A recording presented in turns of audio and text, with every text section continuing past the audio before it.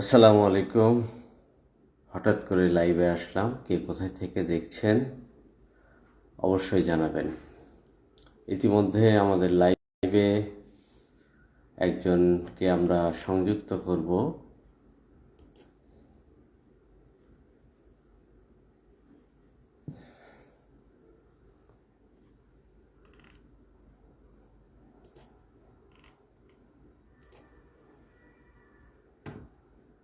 আমরা একজনকে আপনাদের সামনে নিয়ে আসতে চাই, চেষ্টা করছি। তিনি আসলে আমাদের সাথে সংযোগ হতে পারবেন কিনা।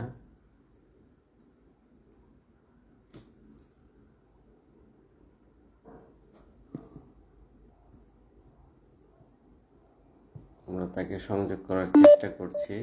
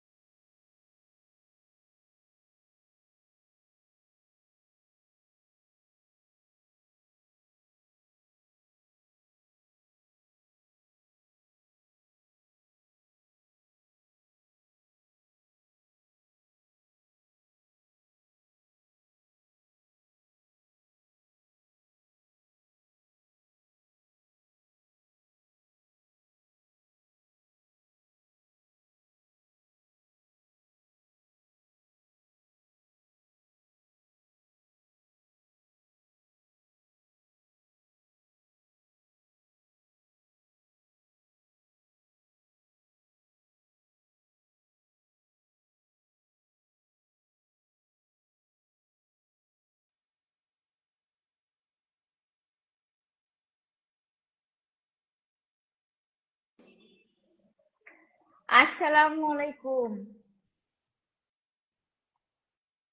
শুনতে পাচ্ছেন? আপনাকে দেখতে পাচ্ছি না আমরা। এই যে আমি তো শুনতে পাচ্ছি, দেখতে পাচ্ছেন না? না, দেখা যাচ্ছে না আপনাকে। লাইভটা শেয়ার করে দিই। আমি তো দেখতে পাচ্ছি আপনাকে। আচ্ছা, আপনার ক্যামেরা বন্ধ মনে হয়। না না, ওপেনই আছে। হুম।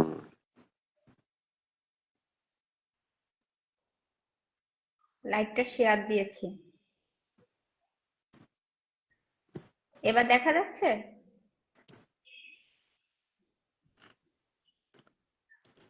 দেখতে পাচ্ছি না। দেখি কি অবস্থা হয়ে আছে আগে। অন্য ফোন থেকে দেখেন তো। আমি তো আপনাকেও দেখতে পাচ্ছি, আমাকেও দেখতে পাচ্ছি। অন্য ফোন থেকে দেখেন তো। ওকে, হ্যাঁ, ঠিক আছে। হুম, আপনার চোখে হ্যাঁ, চাপা হয়েছে। আচ্ছা, আমরা লাইভে আছি অলরেডি। হ্যাঁ, হ্যাঁ, মনে রাখতে হবে যে আমরা এখন লাইভে আছি। জি। আচ্ছা, মিথিলা, আপনি কেমন আছেন? একটু বলবেন। আলহামদুলিল্লাহ, অনেক ভালো আছি। মিথ্যা কথা কেমন বলতে ভালো আমার সেটা? মন বলে না। বর্তমান সময়টা আমি দারুণ ভাবে কাটাচ্ছি। আচ্ছা, আচ্ছা। মানসিক শান্তি পাচ্ছি। এতদিন আমি খুব মানসিক অশান্তির ভেতরে ছিলাম। এখন আমি হুম, হুম। মানসিক শান্তিটা পাচ্ছি। আচ্ছা।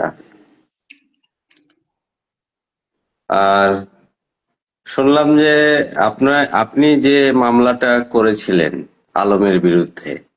আশরাফুল আলম, আশরাফুল তাকে আলম ওরফে ওরফে হিরো আলম। তো এই মামলার আসলে আপনি কেন করলেন? আপনি তো মানে তাকে ভালোবাসেন এবং তার বিরুদ্ধে কেন মামলা করলেন? ভালোবাসি, এই জন্যই তো মামলাটা করলাম। না ভালোবাসলে তো ছেড়ে দিতাম, মামলা করতাম না। আচ্ছা, আচ্ছা। ভালোবাসার মানুষ যখন বেইমানি করে চরম হুম, হুম, লেভেলের, তখন হুম। তো তাকে শাস্তি দিতে হয়। আচ্ছা, আচ্ছা, আর সেটা যদি হয় মানে অন্যায়, আচ্ছা। সেটা যদি হয় মানে অন্যায়। বুঝতে পেরেছি। তো এখন কি অবস্থায় মামলার?